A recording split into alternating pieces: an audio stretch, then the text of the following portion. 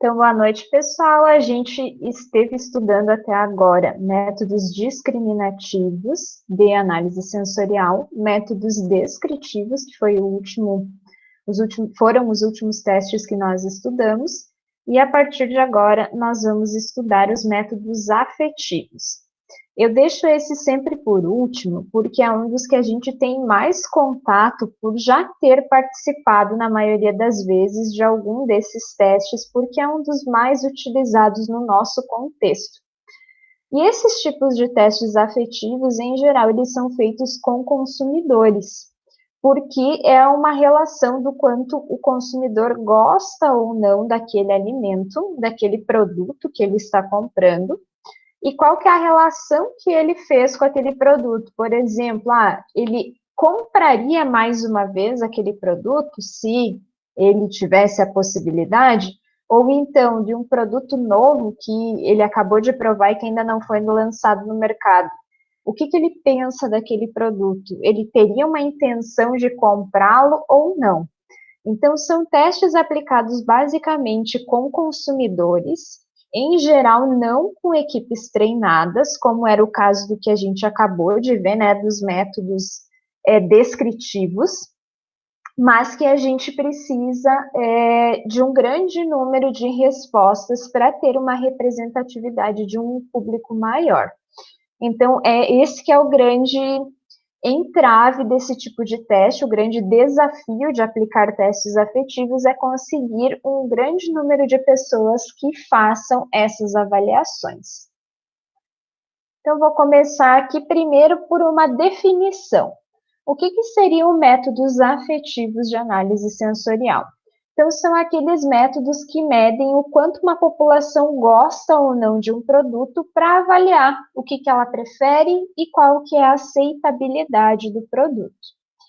Também podemos ter testes de preferência, aqui nesse caso dos métodos afetivos, que é uma expressão se a pessoa gosta ou não daquilo que ela está avaliando e que ela escolha uma amostra em relação à outra. Então, também se consegue ter o resultado se a pessoa tem uma percepção agradável ou desagradável a respeito do produto e qual é a escolha que ela faria. Entretanto, aqui eu já vou fazer um adendo, tá, pessoal? Toda vez que a gente fizer um teste afetivo, a gente tem que começar fazendo uma pergunta para a pessoa que é a aceitação dela sobre o produto. O consumidor ele vai provar o produto e você vai perguntar para ele como que você vê esse produto, qual que é a sua avaliação em relação ao quanto você aceita ou não esse produto.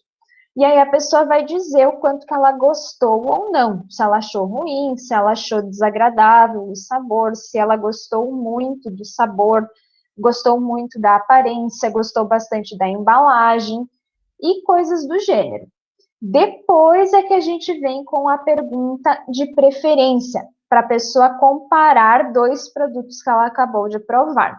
Então, aqui é uma regra geral dos testes afetivos. A gente nunca começa o teste perguntando para a pessoa o que ela prefere. A gente começa o teste perguntando qual que é a aceitação da pessoa. Então, você aceita ou não esse tipo de alimento? O que você pensa a respeito dele? Você gostou, você não gostou do alimento? Para depois perguntar o que ela preferiu.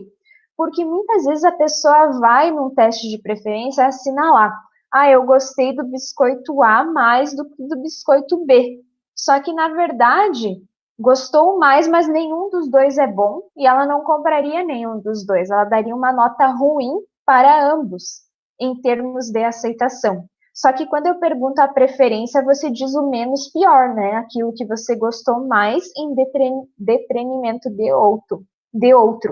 Então, é muito importante sempre perguntar primeiro o quanto a pessoa aceita o produto para depois perguntar a preferência.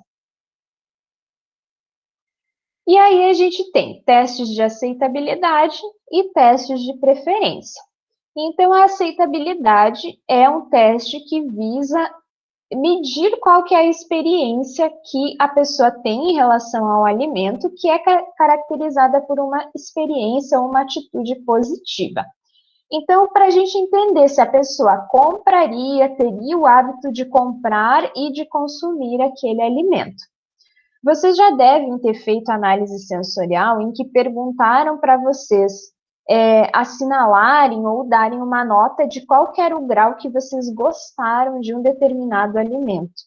E aí vocês respondiam, desgostei extremamente até gostei extremamente, né, numa escala numérica. Geralmente com a nota mais baixa sendo desgostei e a nota mais alta sendo o gostei muito ou adorei o produto. Então é mais ou menos nesse sentido. E segundo a ISO 11.136 de 2013, que é a regulamentação internacional que rege os testes afetivos, um teste de aceitabilidade ele mede a intensidade do prazer no consumo e o grau de gostar ou desgostar de um produto por meio de testes de escala. E os testes de preferência são utilizados para a gente medir a ordem que a pessoa gostou de diferentes produtos. Então, a gente pode comparar 2 produtos ou comparar vários produtos ao mesmo tempo. Toda vez que eu comparar 2 produtos, eu vou chamar de comparação pareada, que a gente já estudou lá como teste discriminativo e o procedimento é o mesmo. Quando eu vou comparar mais do que 2 amostras, de 3 em diante, eu chamo de teste de ordenação, porque daí eu peço para a pessoa ordenar de acordo com aquele que ela mais preferiu até o que ela menos preferiu, ou o contrário. Então, a preferência, ela tem o envolvimento de um teste discriminativo. E o que está envolvido em todo esse poder, né, de teste, de a gente avaliar o que os consumidores pensam? Então, o alimento, ele tem uma influência muito grande, claro, né, porque é aquilo que é a nossa amostra e é aquilo que a gente vai, de fato, medir. Então, a gente vai verificar propriedades físicas, químicas, valor nutricional, e também o efeito fisiológico daquele alimento, como, por exemplo, ele me deixa saciado quando eu estou me alimentando com ele, eu tenho apetite ao visualizar aquele alimento, tenho vontade de comer, então tudo isso está envolvido com o alimento. Tá, pessoal, eu vou mostrar aqui para vocês, eu comprei há um tempo atrás um biscoito, que é um biscoito com apelo nutricional, que ele ajuda na imunidade e tal. Eu acho que eu já até mostrei ele para vocês. Esse aqui é o biscoito. Olhando para ele, eu acho ele um biscoito bonitinho, né? Olhando para ele, eu teria vontade de comer. Ele me parece um alimento bonito. Só que, na primeira mordida, eu já não gostei dele.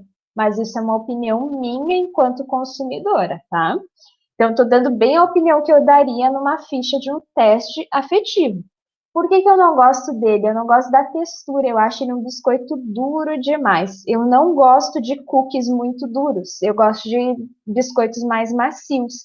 Então, como esse daqui ele é muito resistente à quebra já na primeira mordida, enquanto consumidora, eu sou uma pessoa que não compraria novamente esse produto. E isso é uma avaliada no teste afetivo. Agora, se eu estivesse fazendo um teste de textura, como a gente estava fazendo, né, há semanas atrás, o que eu diria? Eu diria que ele é um alimento duro demais e faria essa descrição dele como um alimento extremamente duro. Mas eu não diria qual que é a minha percepção enquanto consumidora. Agora eu digo se eu gosto ou não enquanto consumidora. E o que mais que está envolvido?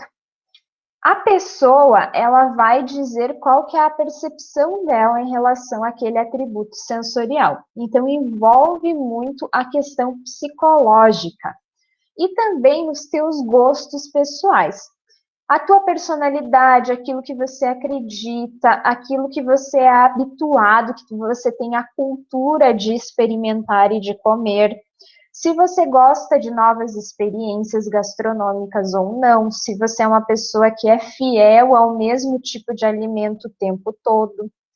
Eu sempre percebo isso, assim, que muitas pessoas sempre comem as mesmas coisas, né? Vão num restaurante, elas sempre pegam os mesmos estilos de pratos. Por quê? Porque elas não gostam de inovar, elas não gostam de provar coisas novas. Outras pessoas não, já pegam o diferente justamente por gostarem de provar coisas novas. Por exemplo, vocês, pensem um pouquinho, qual que seria o perfil de vocês? Vocês são arrojados, né, para consumir coisas que vocês não conhecem? Quando vocês vão no mercado, vocês compram coisas que vocês nunca tinham provado antes, de vez em quando, assim, vocês têm vontade de fazer esse tipo de compra? Ou vocês vão já certo naqueles produtos que vocês mais consomem? Então, isso diz muito sobre o teu perfil de consumo. Eu acho que pela formação da gente, eu tenho um perfil que eu gosto de procurar novidades no mercado. Mas porque eu acho que como tendo a formação para a área de alimentos, a gente tem essa abertura maior. Então, eu procuro produtos, especialmente biscoitos, cereais, pães diferentes, são coisas que eu sempre olho, iogurtes, queijos, lácteos de uma forma em geral. Por quê? Justamente por ter curiosidade, por muitas vezes querer trazer coisas diferentes para vocês verem, né? Também para comentar com vocês. Mas a maioria das pessoas compra sempre as mesmas coisas, raramente prova coisas diferentes. Só vai provar se alguém disser que é bom, ou então se tiver uma propaganda que chame a atenção. E aí é que vem a questão do marketing dos alimentos, né? Que envolve um convencimento da pessoa que vai comprar, do consumidor, por meio de questões psicológicas. E outra questão que também influencia muito no consumo de alimentos é o ambiente. Então, o preço, a disponibilidade do alimento, a marca, se ele está adequado a uma cultura do local em que ele é vendido, se ele tem um aspecto saudável, se as propriedades sensoriais dele parecem interessantes. Vou dar um exemplo para vocês aqui. Há um tempo atrás eu vi uma bebida láctea, eu nem vou falar de marcas aqui, mas talvez vocês já tenham observado. Tinha uma bebida láctea no mercado que ela era de camomila. E eu fiquei pensando, nossa, olha só que ideia diferente, né? Uma bebida láctea de camomila.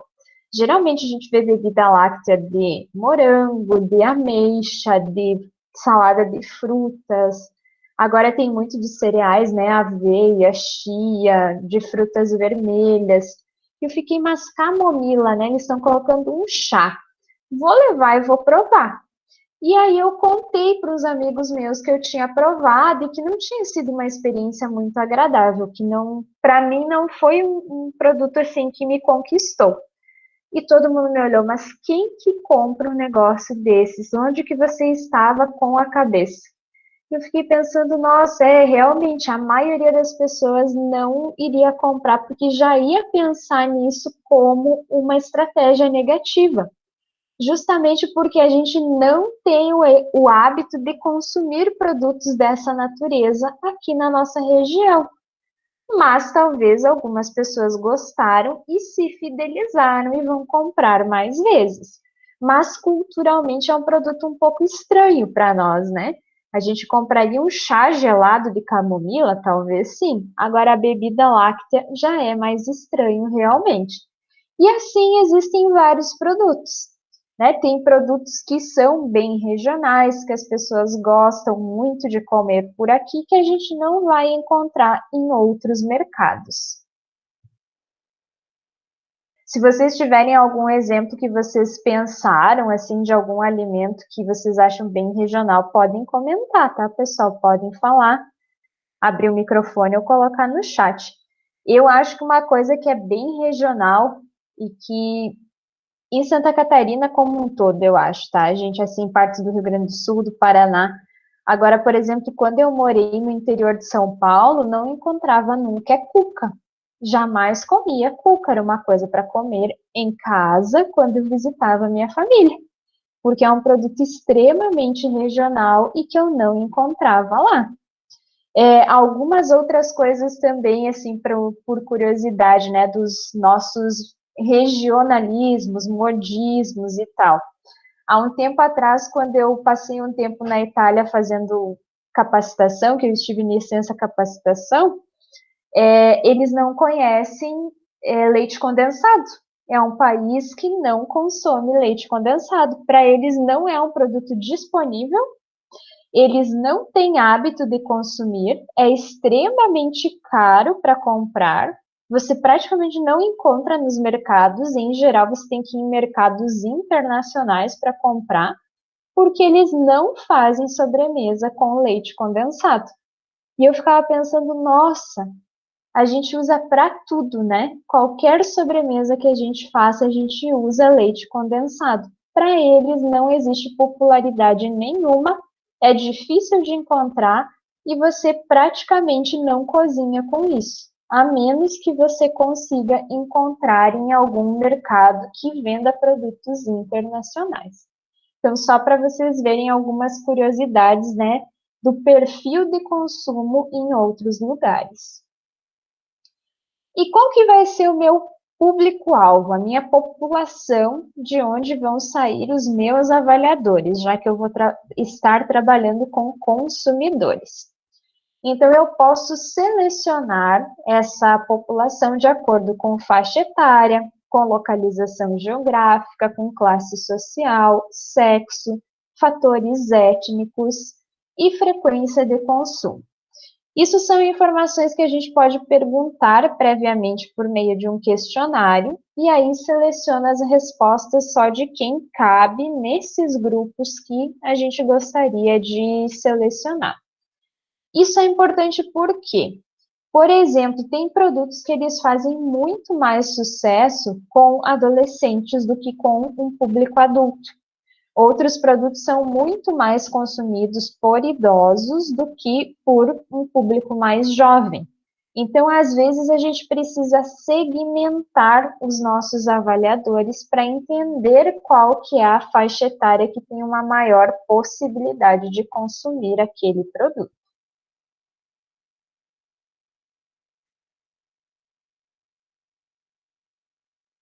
Nós podemos fazer tanto testes qualitativos quanto testes quantitativos para esse tipo de análise afetiva.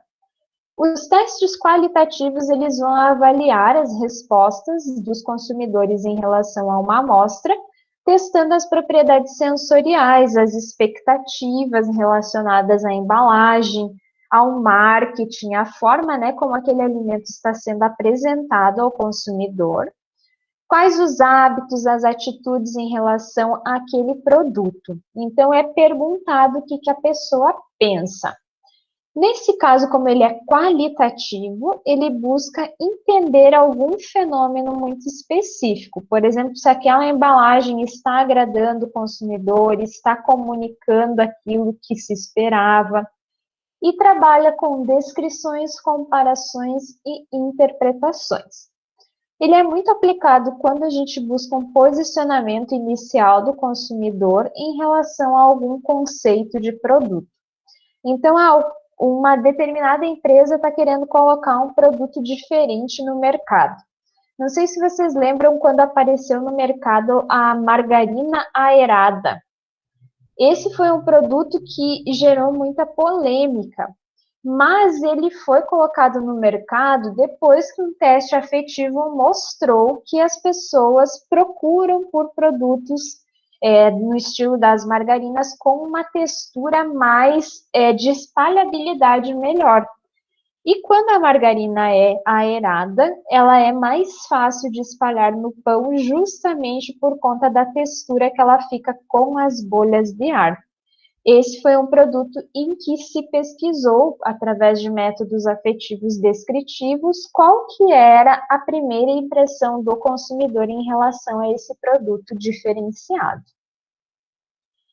Para fazer essas análises qualitativas, é comum a gente utilizar um teste chamado grupos focais. Nesse teste, a gente recruta consumidores para participarem de uma discussão em grupo, que é coordenada por um profissional da empresa que está fabricando esse produto e que ele facilita essa discussão.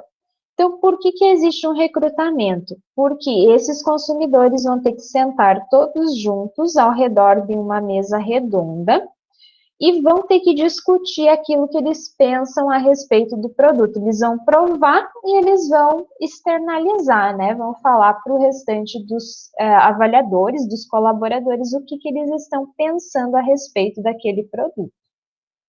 É normal a gente utilizar de 7 até 10 avaliadores.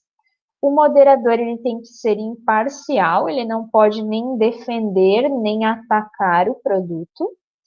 E, em geral, a sessão ela demora 2 horas para gerar o máximo possível de discussão. Se faz esse encontro gravado em vídeo e áudio para depois poder transcrever as impressões que os avaliadores tiveram em relação ao que foi avaliado. Ele é bem interessante, esse teste, e ele é estruturado da seguinte maneira. Primeiro se faz um planejamento da pesquisa, se faz um roteiro de perguntas para que os avaliadores possam responder, se faz um recrutamento de participantes, aí o moderador vai conduzir a sessão, né, fazendo perguntas, fazendo as pessoas falarem a respeito do que elas estão provando.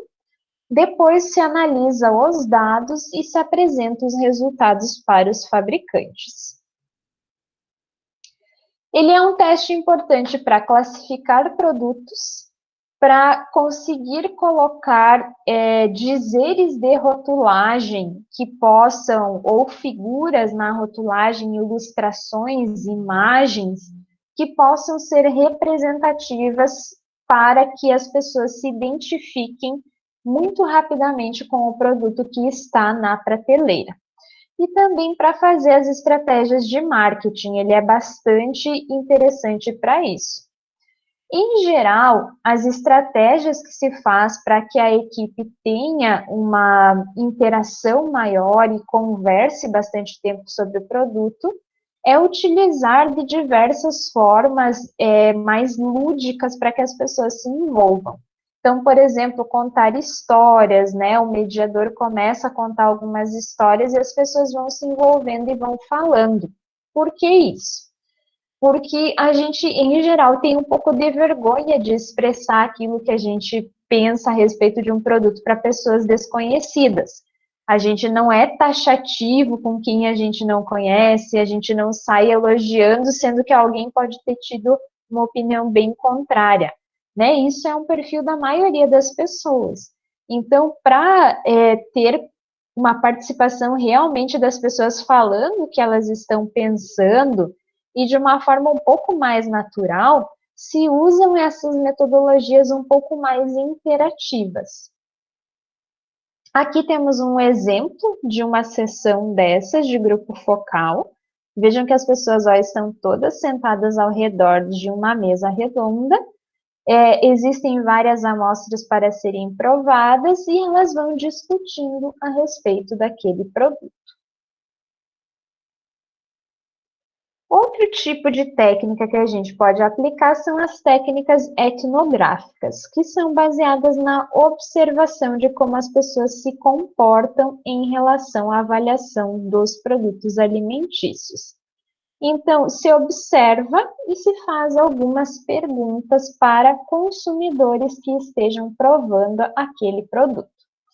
Nesse tipo de técnica etnográfica, é muito comum utilizar essas técnicas em supermercados, em que você oferece um produto, a pessoa prova, e aí você vai conversando com ela e vai verificando quais são as percepções, né? Se a pessoa comeu avidamente o produto, se ela teve vontade de provar mais ou não, se ela quis conversar, se ela se interessou ou não pelo produto. Isso era bem comum, né, antes da pandemia, não é algo que acontece agora, mas antes da pandemia acontecia bastante, né, de a gente chegar no mercado e ter um produto para a gente provar de vez em quando, alguém expondo, alguém ali tirando tuas dúvidas, para que a gente pudesse conhecer um pouquinho melhor. Então, esse tipo de técnica, quando ela é embasada na análise sensorial, ela tem uma observação. Às vezes ela é só uma jogada de marketing, mas quando tem alguém, um profissional, observando o que os consumidores estão fazendo, ela é uma técnica de análise sensorial. E aí vamos aos métodos quantitativos, que obviamente são os mais utilizados, né, porque nos dão respostas numéricas. E isso é muito mais aplicável do ponto de vista da indústria, né, que vê resultados em números. Então, existem testes que quantificam o quanto as pessoas gostam ou não dos produtos, e que devem ser realizados com um grande número de consumidores para determinar o grau de aceitabilidade global de um produto que determina a preferência do consumidor. Então, aqui tem um exemplo de um teste pareado, em que a pessoa tinha que dizer qual das amostras ela gostava mais, né? Então, vamos dar uma olhada na ficha, o que pergunta, olha. Pergunta o nome da pessoa, sexo, idade, a data de realização do teste e o horário. Isso daqui é para segmentação, tá? Quando pergunta sexo e idade é para segmentar, para ver qual que foi a faixa, né, do público que gostou mais ou menos, que teve uma melhor interação com o produto. Estamos fazendo uma pesquisa sobre preferência do consumidor para este produto. Prove 2 amostras e indique a sua preferência. Aí a pessoa vai dizer qual que é o número da amostra que ela mais gostou. Dê a razão para a sua preferência. Aí a pessoa escreve o que motivou a escolha dela. Frequência de consumo do produto objeto de teste. Tomo frequentemente, tomo ocasionalmente, nunca tomo. E comentários que a pessoa queira fazer. Então, esse é um teste em que a pessoa simplesmente vai escolher dentre duas aquela que ela gosta mais, vai explicar o porquê e vai dizer qual que é a frequência de consumo desse tipo de produto. Aqui nós já temos um teste de ordenação de preferência. Então, quando a gente tem 3 amostras ou mais. Estamos fazendo uma pesquisa sobre preferência do consumidor para este produto. Por favor, ordene as amostras de acordo com a sua preferência, colocando em primeiro lugar a que você gostou mais e, por último, a que você menos gostou. Então, a pessoa vai dizer aquela que ela mais gostou, depois a seguinte, e aquela que ela menos gostou vai no final. Dê a razão da sua preferência ou rejeição. A pessoa vai dar os motivos, né? O que ela levou em consideração ao avaliar. Vou dar um exemplo aqui de uma aplicação. Então, foi feito um teste de ordenação. A pessoa tinha que ordenar, né, em relação à preferência, 4 amostras de suco de laranja. A empresa pegou o padrão atual que ela fabrica, pegou uma amostra teste que tem um pouco mais de polpa e, portanto, que teria um rendimento maior para a indústria, né? Em termos de custo, isso é bem interessante. Pegou uma amostra de um concorrente, o maior concorrente no mercado nacional, e pegou uma outra amostra do maior concorrente regional. Então, uma empresa maior, muito provavelmente a número 3, e uma empresa um pouco menor é a empresa da amostra número 4. E aí, o que era um critério para amostragem? O que o avaliador tinha que ter de características, né, o consumidor, para ele participar do teste sensorial? Então, foi feito o teste com pessoas que morassem no Rio de Janeiro e em Salvador, que consumissem o suco de laranja pelo menos 2 vezes por semana, das classes sociais A e B, e com mais de 12 anos. Então, isso era um critério, né, para a pessoa ser incluída nesse teste. E aí você vai verificar qual que é o nível de ordenação de cada uma das amostras e aplicar o teste de acordo com a tabela do teste de ordenação. Que foi uma das que caiu na prova, né, pessoal? Outra possibilidade também é utilizar a escala hedônica. Essa provavelmente vocês já tiveram algum contato, porque no IFES é um dos testes mais utilizados pela maioria dos pesquisadores que trabalham com análise sensorial. Então, nesse tipo de avaliação, a gente pergunta, né? Nesse caso, o exemplo é uma amostra de mexilhão. Então, a pessoa tinha que avaliar a amostra de mexilhão usando a escala abaixo, sendo 9, gostei muitíssimo, e 1, desgostei muitíssimo. A pessoa tinha que colocar a nota para sabor e para aroma e fazer os comentários que julgasse pertinente. Então, a escala hedônica é isso, é uma escala com uma numeração e tem alguns atributos, né, relacionados ao grau que você gostou ou não da amostra que você está provando. Em geral, as escalas são assim mesmo, elas podem ser de 5, de 7 ou de 9 pontos. Uma das mais indicadas é a de 9 pontos, como o caso dessa ficha aqui. Outra possibilidade de escala hedônica é a gente usar essas carinhas aqui, especialmente quando a gente trabalha com crianças. Então, aqui era uma escala hedônica, é uma escala hedônica de 1 a 7, sendo aqui o desgostei muitíssimo, né? Aquilo que a criança vai relacionar como algo que ela odiou, e aqui algo que ela gostou muito, né? Que ela adorou provar. Aqui nesse caso é uma sopa creme de coração da palmeira. Então é uma coisa, né, bem específica, um produto diferente no mercado.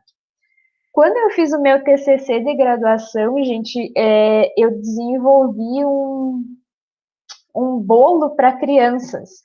Era um bolo que tinha farinha da casca do maracujá, e era focado para um público infantil. Então, ele era um muffin pequenininho, né, que era uma embalagem individual que a criança iria abrir a embalagem e consumir aquele bolinho, tipo, no lanche, era algo assim a proposta.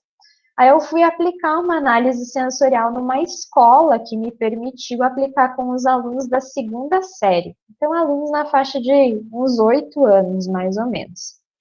E o que eu utilizei foi uma escala dessas aqui, ó, dessas carinhas. E para mim foi uma estratégia muito interessante, uma experiência muito interessante para mim, porque o que acontecia? Eu mostrei o produto, né, perguntei se eles queriam participar, tinha um aluno só que não gostava de maracujá, ele não quis participar. Então, ele ficou assistindo os outros, mas o que a criança faz? A criança é muito sincera em relação àquilo que eles gostam ou não gostam, né?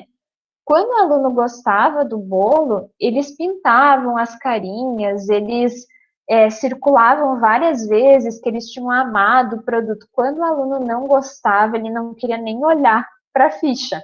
Então, ele já colocava um X em cima daquilo, ele não queria mais nem ver perto. Então, é um tipo de teste que é bem bacana de aplicar com criança, porque a criança é muito sincera. Só que, claro, que tem que ter todo um cuidado, né, relativo à questão ética, né, de os pais aceitarem, de não levar a criança a ficar envergonhada, transtornada por expressar aquilo que ela está sentindo. Mas é bem bacana de trabalhar com essas propostas. Outra escala hedônica que a gente pode usar é uma escala com referências. Então, nesse caso aqui, o tipo de teste que foi aplicado era um teste com ração animal, tá, pessoal? Então, os donos de pets, né, de bichinhos de estimação que comem determinada ração animal, iriam avaliar o odor das fezes dos cães. Olha só o nível, né, da análise sensorial.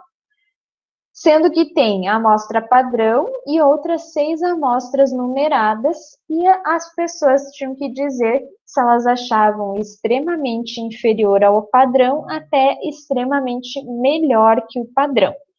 E aí as pessoas avaliavam de acordo com as percepções ao longo do tempo, quando o animal vai provando a ração que ele recebe. Nesse caso aqui, é um tipo de pesquisa que é feita na casa do consumidor. Então, você leva o produto para casa do consumidor ou manda pelo correio, a pessoa faz o teste e preenche para você, geralmente é num formulário online, mas de acordo com a disponibilidade da pessoa, que tem que deixar a análise sensorial em aberto por um período longo para que as pessoas possam ir contribuindo. Outro tipo de teste que a gente pode aplicar, afetivo, é essa escala JAR, que é Just About Right. O que significa isso? É uma escala do ideal, aquilo que você acha que está mais próximo do produto ideal que você gostaria de consumir. Então, aqui um exemplo é uma bebida chamada Buttermilk, que é uma bebida para você beber, mas que ela tem alguns atributos que parecem bastante com a manteiga, ela tem uma cremosidade maior, e se determinou a concentração de sacarose e sucralose nessa bebida.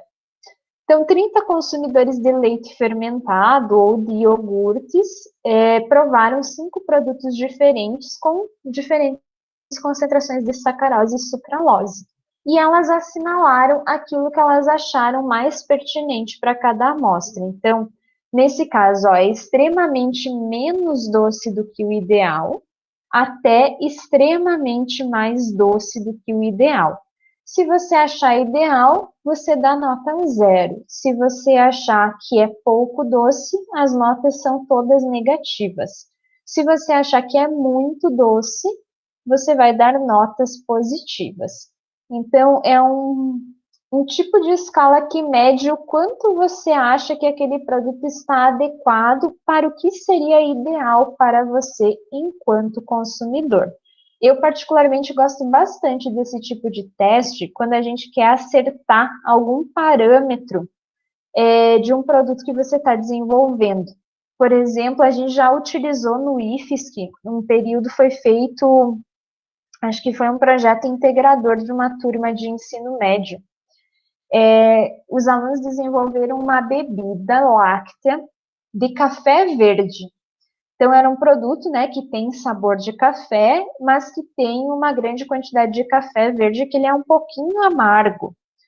E aí se fez esse tipo de teste para avaliar o quanto aquela doçura era ideal ou não, porque se colocou açúcar, né, para mascarar um pouquinho do amargor do café verde.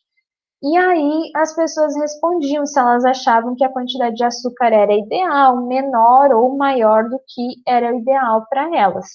E assim se conseguiu traçar uma concentração que foi a preferida de todo mundo e que era considerada uma doçura ideal do produto. Então, repercutiu num resultado bem interessante falando em desenvolvimento de novos produtos.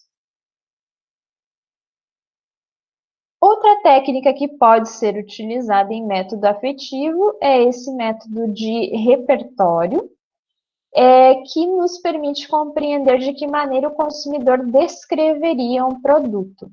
Então, se faz uma entrevista, na verdade, com a pessoa que está provando aquele produto, pode ser inclusive num supermercado, né?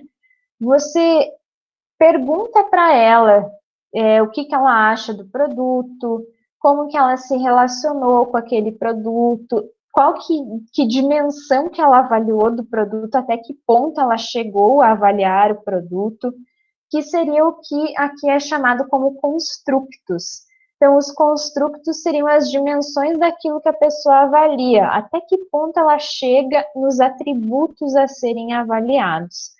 E isso é extremamente importante porque aí a gente tem uma noção de qual que é a relação do consumidor com o produto.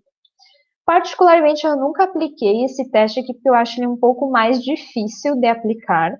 As pessoas elas têm que parar no supermercado para te dar a resposta e isso é bem difícil de conseguir porque as pessoas estão sempre com pressa. Então eu nunca apliquei porque eu achei que eu não teria bons resultados em termos assim de número de pessoas que gostariam de participar do teste. Mas ele é um teste bem interessante. Aqui a gente tem, né, um exemplo de qual que é o nível, né, as taxas que as pessoas iriam nos dar de, por exemplo, como que elas classificam os sucos dessas frutas, e aí você vai escutando aquilo que a pessoa tem a dizer. Em geral, a gente dá as notas, a gente consegue obter notas, valores numéricos pela frequência com que as pessoas falam de determinados atributos. Então, aqui dos sucos, ó, as pessoas falaram muito da turbidez como sendo um parâmetro importante que elas levam em consideração, e a doçura e a acidez do suco. Enquanto que outros parâmetros, como cor, gás, refrescância, não foram tão votados. Turbidez está 2 vezes aqui. Deve ter algum erro. Esse é um teste que eu gosto bastante, pessoal, que está muito em alta hoje em nível internacional. No Brasil a gente ainda usa pouco, mas internacionalmente ele é bem usado, que é o Check All That Apply, que seria marque tudo aquilo que se aplica ao produto. Então, a gente faz, por exemplo, nós vamos aplicar um teste sensorial. Nós fazemos uma lista de várias frases descrevendo o produto. Então, por exemplo, esse produto é muito macio, esse produto, digamos que eu estou pensando num bolo, tá? Esse produto é muito macio, esse produto tem um miolo que não esfarela com facilidade, que esfarela com facilidade, tem uma coloração agradável, chamativa, não gosto da cor do produto. Você coloca várias características positivas e negativas, e as pessoas vão assinalar com um X aquilo que elas acham que é o que descreve o produto. E depois a gente utiliza a média de palavras ou a média de expressões que foram assinaladas para ter uma descrição do produto pelo consumidor, pelos consumidores que fizeram essa avaliação. Então, ele não é só um teste de consumidor, ele é um teste em que o consumidor descreve, né, assinalando frases pequenas daquilo que ele está observando e como que ele sente que aquele produto seria para ele. Então, aqui, ó, por exemplo, a gente tem algumas expressões, não é bom o suficiente, por exemplo, que ele não está agradando o consumidor, não é bonito o suficiente, não tem aquela característica que eu esperava, é um alimento muito rugoso, não é um alimento que tem uma característica de textura como eu esperava, ou tem aquela característica, e a pessoa chega e dá coloca um tiquezinho, né, assinala um X, por exemplo, naquilo que ela acha que se aplica. Então, ele é um teste bem interessante que cada vez está ganhando mais o mercado. Que critérios que a gente utiliza para esses testes afetivos? É comum a gente aplicar em cabines, em laboratórios, assim como é comum a gente também aplicar nos supermercados, nas lojas que vendem os produtos, ou perto dessas lojas, em calçadas, por exemplo. Só tem que ter uma forma de que a pessoa prove o produto e que ela dê uma resposta para você sem considerar a opinião de outros. O mínimo de pessoas que devem participar das avaliações é 60 pessoas para testes de preferência. Quando o teste é de aceitação, a gente pode aceitar de 45 até 50 julgadores, mas o ideal mesmo é que sempre passe de 112 avaliadores, que daí a gente considera que esse teste vai ter um poder de representar pelo menos 80% da população, utilizando a avaliação de uma amostra com uma escala hedônica de 9 pontos. Então, a gente tem o melhor resultado sempre que tiver um número igual ou superior a 112 avaliadores. Esse número saiu de pesquisas, tá, pessoal? Existe todo um método científico que levou a isso, para o teste ter um poder de 80%, ou seja, a gente confiar que pelo menos 80% daquela população de consumidores testados representa, de fato, todos os consumidores daquele produto. O fato de utilizar um local de teste centralizado, qual que é a vantagem, né? Quais são vantagens e desvantagens? Então, é muito importante quando o teste ele é feito num lugar só, para a gente determinar qual que é a área em que muitos compradores potenciais se reúnem. Então, por exemplo, quando o teste é feito em supermercados, é legal fazer em vários supermercados, mas fazer somente em mercados. Por exemplo, não fazer em loja de produtos naturais também, ou fazer num laboratório, como na instituição, né, no IFSC.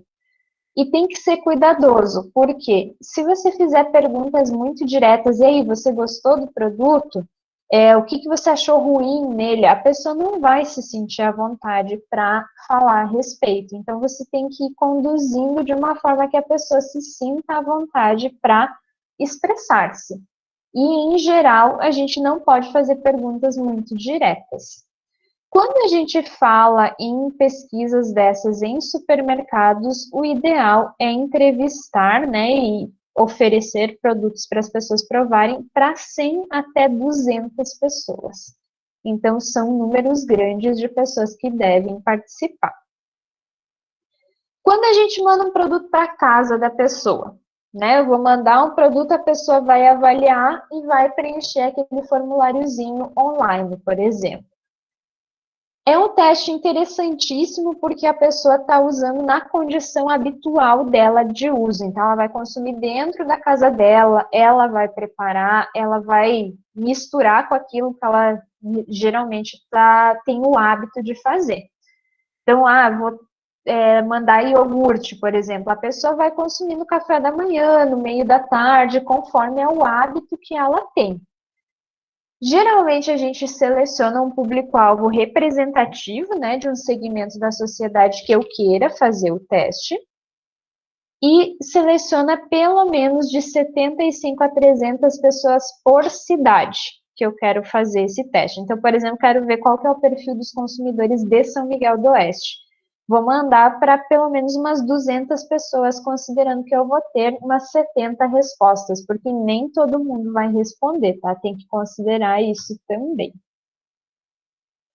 E os mapas de preferências, eles são testes em que as pessoas vão ser perguntadas sobre aquilo que elas preferem ou não, e de acordo com o segmento da população, a gente estabelece esses gráficos com software de estatística, fazendo o mapa de preferência daquele produto em função do segmento da população que foi avaliado.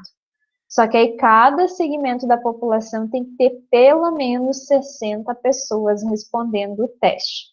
Assim, eu consigo dizer, por exemplo, que os achocolatados são o produto mais consumido quando eles são mais doces por adolescentes, quando eles são menos doces por um público de uma faixa etária maior, por exemplo, e assim por diante.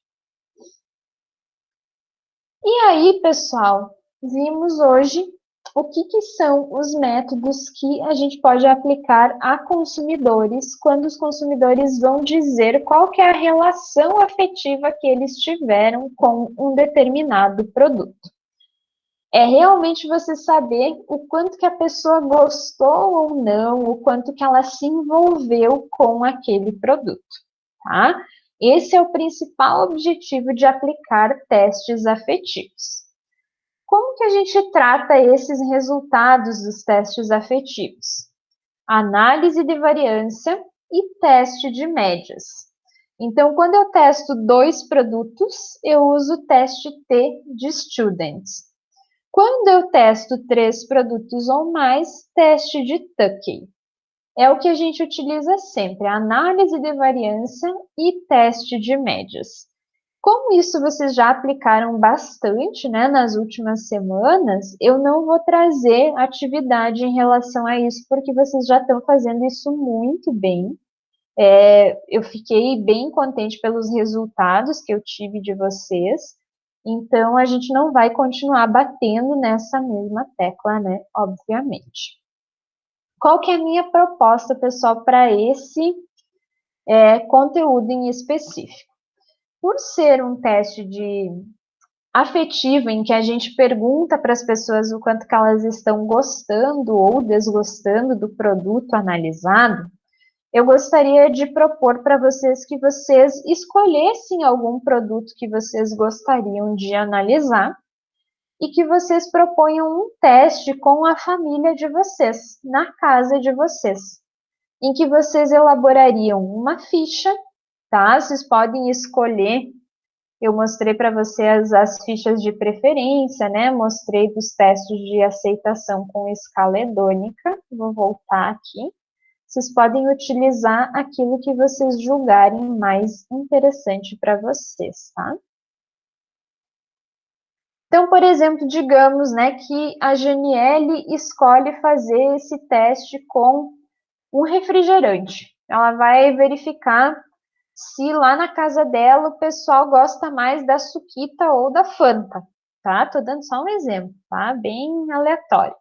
Então, ela vai aplicar um teste de preferência, ela vai perguntar lá para a família dela, para eles vai oferecer, né, as amostras em copinhos diferentes, com números diferentes, e ela vai pedir para a família dela dizer qual que é a amostra que eles preferem e por quê.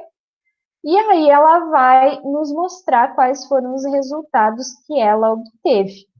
Então, qual que é a minha proposta? Que vocês escolham produtos que vocês gostariam de aplicar o teste. Se vocês quiserem produzir o produto em casa, se quiserem comprar alguma coisa, pegar algo que já tem em casa, tá? É a escolha de vocês. Aí vocês vão elaborar uma ficha, pode ser teste de preferência pareado, teste de ordenação de preferência, pode ser um teste de escala hedônica com as expressões, pode ser um teste com as carinhas, pode ser um teste que nos diga, faça comparação com outras referências, pode ser um de escala do ideal, vocês que vão escolher, tá bom? Vocês podem escolher todas essas várias opções, tem exemplos aqui. Aí vocês vão aplicar esse teste e vão nos trazer o resultado dele. Claro que vocês não vão aplicar a nova teste de Tuckey, porque vocês vão aplicar com 2 pessoas no máximo, né, gente? Com as pessoas da casa de vocês. Então, vocês vão trazer o resultado que vocês chegariam. Mas é mais para vocês fazerem uma escolha do que vocês querem perguntar, como aplicar o teste. Aí a minha proposta é a seguinte: vocês vão tirar fotos do que vocês fizerem, né? Então, por exemplo, como que vocês vão colocar as amostras para as pessoas provarem, qual ficha que vocês escolheram, né? Vocês podem digitar no computador, fazer um PDF, e aí na próxima semana vocês vão apresentar isso para nós no formato de uma apresentaçãozinha, tipo um seminário, mostrando qual teste que vocês escolheram, como que vocês pensaram nele, o que vocês aplicaram, que resultado que deu. Porque aí vocês vão fazer a escolha e vão pensar em todo o contexto da aplicação. O que vocês acham? Vocês julgam possível de fazer?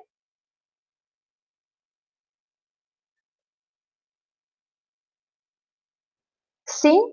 Geniele, tu consegue aplicar para quantas pessoas na tua casa? Prof, eu estou em isolamento, então só para 2. Tá. Mas tá tudo bem com você? Comigo, dessa vez não é comigo, é a minha irmã, ela tá com suspeita de Covid e fazer o exame amanhã. Ah, entendi. Daí tu Eu não tá nem eu acho, podendo ir pro trabalho. tô afastado. Mas bem tranquilo, pode ser 2 pessoas sim. Tânia, tu acha que consegue com quantas pessoas? Tu consegue fazer, que bom. Consegue com 1, 2 pessoas, com quantas que tu conseguiria? Se vocês conseguirem fazer com 2 pessoas, já tá ótimo. 3 ou 4, ai, que legal. E vocês acham que é tranquilo fazer assim, da forma como eu estou propondo? Escolher se vocês querem fazer preferência, escala hedônica, se vocês querem escala do ideal, fazer com um produto que vocês tenham até em casa, tá? Fotografar tudo e nos mostrar o que vocês fizeram na próxima aula como um seminário. O que vocês acham? Pode ser assim? Não quero que fique difícil para vocês, né? Então, tá ótimo. Então, essa vai ser a última atividade que a gente vai ter na unidade curricular, tá, pessoal? Daí valendo uma nota de trabalho também, certo? Então, pensem a respeito do que vocês quiserem fazer. Se precisarem de algum auxílio, alguma coisa que vocês tenham dúvida, me perguntem, me chamem, né? Até na semana que vem. Daí, na segunda-feira, a gente faz a apresentação desse trabalho. Na quarta-feira, a gente faz a recuperação, porque aí na quarta-feira é a nossa última aula, tá bem? Então, vamos planejar assim. Eu vou postar as notas para vocês ao longo dessa semana. E aí eu coloco ali no grupo para vocês em que aba que vocês encontram, tudo bem certinho. Ainda não postei o material, mas em breve ele vai estar ali no site, já no Moodle para vocês também. Então tá bom, meninas, era isso que eu queria mostrar para vocês essa semana.